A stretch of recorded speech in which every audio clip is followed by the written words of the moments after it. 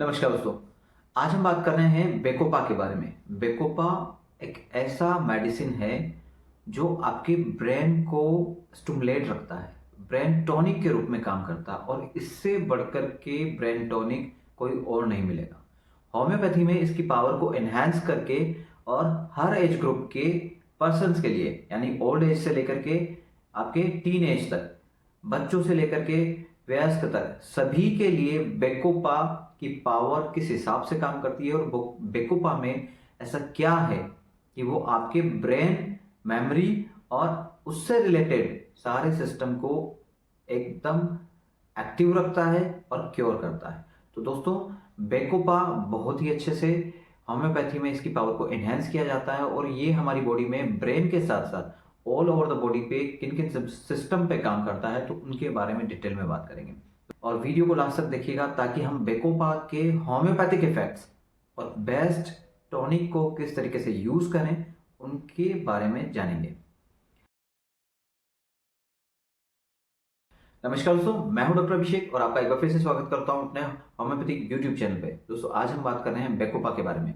बेकोपा brain के साथ साथ हमारी बॉडी पे और कहाँ कहाँ, किन किन पॉइंट्स पे, किन किन सिस्टम पे काम करता है, तो डिटेल में बात करेंगे।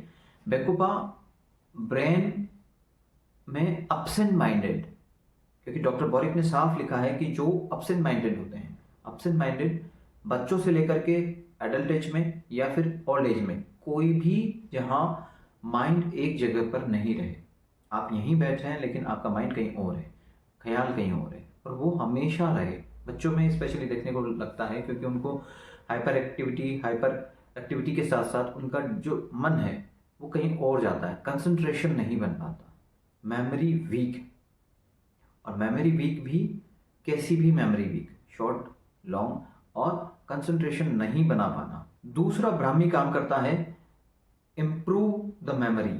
मेमोरी अगर है, इंपेयर करता है। इम्प्रूव द मेमोरी साफ लिखा हुआ है कि मेमोरी को बढ़ाने का काम। विथ एब्सेंट माइंडेड अगर कोई है तो उसको कंसंट्रेशन, फोकस को गेन कराने का काम ब्राह्मी करती है। वीकनेस ऑफ मेमोरी, अगर मेमोरी बहुत कम है, यानी कि पढ़ा लिखा याद नहीं रहता, बच्चों में, बूढ़ों में भी जो है कि कुछ बोला था लाने के लिए लेकिन लेके नहीं आ पाए, वीक मेमोरी है। जा करके मार्केट से जो उन्हें दिखा वो ले आए लेकिन कुछ चीज़ें छूट गई। जहाँ कमजोर याददाश्त है, शॉर्ट टर्म हो, लॉन्ग टर्म हो, कैसी भी मेमोरी अगर वीक है, एंड बात बात पे एब्सेंट माइंडेड हो जाना। इंप्रूव करता है इंटेलिजेंसी को बढ़ाने में।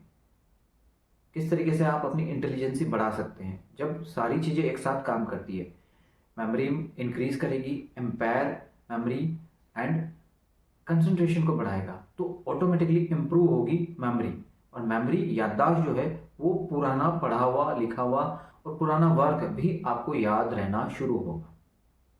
ऑफिस वर्क में जब हम काम करते हैं, ऑफिस वर्कर जो होते हैं उस एंजाइटी को लेकर के, ऑफिस की एंजाइटी, जो ज़्यादा पढ़ते हैं लिखते हैं स्टूडेंट हैं, उनकी एंजाइटी, वो वर्क, उनका जो एग्ज़ाम, उनका प्रेपर, उनका क्लास वर्क, उसको लेकर के अगर वो ज़्यादा एंजाइटी में रहते हैं, ज़्यादा डिप्रेस रहते हैं, ज़्यादा चिंतित रहते हैं और उस वजह से उनको मेमोरी लॉस होता जा रहा है, उस डिप्रेशन के ख्याल में रहना और बार बार माइंड में वही ख्याल आना, ऑफिस वर्क को लेकर के और अपने एग्ज़ाम वर्क को लेकर के, लेकिन याद कुछ नहीं है, कुछ कर नहीं पाते, जहाँ कंसंट्रेशन नहीं हो पाता। बैठे हैं किताब खोल के लेकिन पढ़ने में मन नहीं लगेगा, वहाँ से उठेंगे कुछ और काम करेंगे, फर्दर आएंगे क्योंकि डिज़ायर है, काम करना है, मस्ट है, बट माइंड अपसेंट है।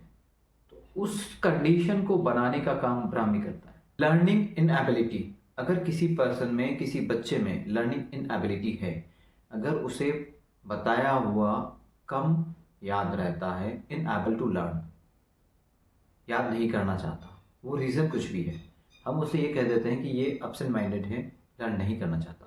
There is a key symptom in ability to learn, learn करना ही नहीं है उस पर्सन को, and the medicine is bacopa. Brahmi इतनी असरकारक है कि वो खुद लर्न करवाएगी। आप जितना एक बार दो बार लर्न करेंगे वो आपकी मेमोरी में सेव होगा। Age related memory loss, age के बढ़ने के साथ साथ जो भी मेमोरी लॉस होते हैं, शॉर्ट टर्म की मेमोरी लॉस हो गई या और भी उन्हें कुछ याद नहीं रह रहा है, पुराना याद है लेकिन अभी आपने कुछ बोला, ये सामान यहाँ रखा है लेकिन वो याद नहीं है, क्योंकि इसके अंदर पाया जाने वाला एंटीऑक्सीडेंट आपके ब्रेन को स्टिमुलेट करेगा एंड करंट सिचुएशन में due to the memory loss हो रहा है, क्यों? एजिंग फैक्टर की वजह से। और ये पार्किंसंस, जब हाथ पैर काम करना बंद कर देते हैं, नर्वस सिस्टम वीक हो जाता है, बार बार आप हाथ पैर हिल रहे हैं, साथ में ब्रेन भी, और ब्रेन काम ही नहीं कर रहा है, तो इन सब में भी, पार्किंसन में भी ये बहुत अच्छा रिजल्ट देती है due to the nervous system involvement.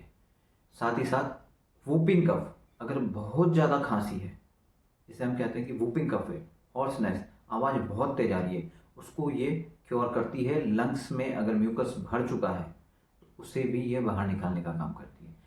इसका एक्शंस ब्रेन के साथ साथ आपके रिप्रोडक्टिव ऑर्गन में भी, और स्पेशली मेल में स्पर्म क्वालिटी को, स्पर्म प्रोडक्शंस को बढ़ाने का काम करता है। क्यों? क्योंकि ये एक तरीके से कोल्ड एनवायरनमेंट प्रोवाइड करवाता है और स्पर्म प्रोडक्शंस, स्पर्म की क्वालिटी को एनहेंस करता है।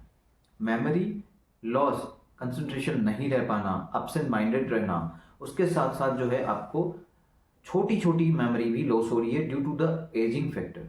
डिप्रेशन, एंजाइटी और depression of work due to the loss of memory, due to the absent minded of memory. इस वजह से हमेशा डिप्रेशन में रहना। जो ऑफिस वर्कर होते हैं, छोटी मोटी एंजाइटी, छोटे मोटे ख्याल, तनाव उनके माइंड में रिकॉलिंग करते रहते हैं। इन सभी में ब्राह्मी बेकोपा बहुत अच्छे से काम करता है। इसका मदर टिंचर क्यू फॉर्म में से स्पेशली यूज़ किया जाता है, और 10 to 20 ड्रॉप्स आप इसे यूज़ कर सकते हैं। बट एज फैक्टर के हिसाब से वो ड्रॉप्स और रिपीटेशन दिन में 3 बार 4 बार यूज़ किया जा सकता है। हमेशा ध्यान रखिए, कंसंट्रेशन बढ़ेगा ही बढ़ेगा, आपकी मेमोरी 20x होगी, यानी 10 से 20 गुना आप ज़्यादा सीखना शुरू कर देंगे। कंसंट्रेशन पावर बढ़ जाएगा और 100% आपको बेटर रिजल्ट मिलेगा अभी जो मिल रहा है। तो दोस्तों, वीडियो आपको कैसा लगा प्लीज़ कमेंट करके ज़रूर बताइएगा, और अभी तक आपने चैनल को सब्सक्राइब नहीं किया then you please subscribe the channel and hit the bell icon को जरूर दबाइए, क्योंकि डेली हमारा लाइव सेशंस भी शुरू रहता है और वीडियोस भी मैं टाइम अपलोड करता रहता हूँ। Thank you so much.